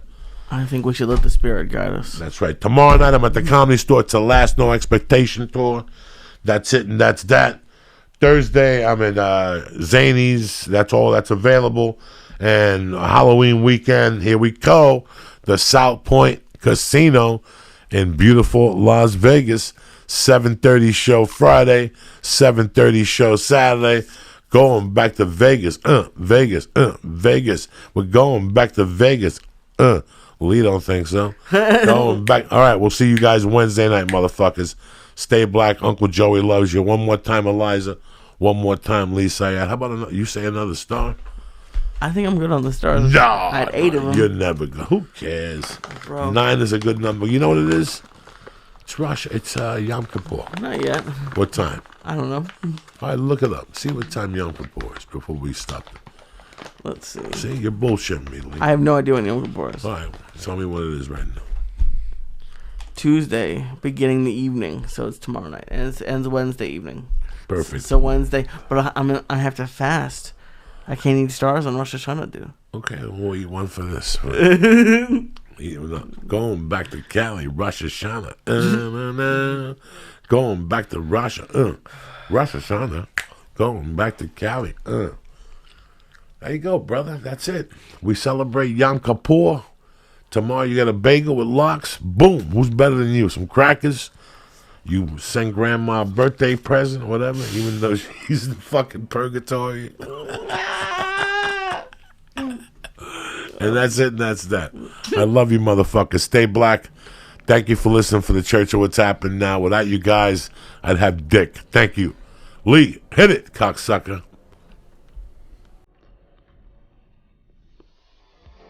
Oh, shit.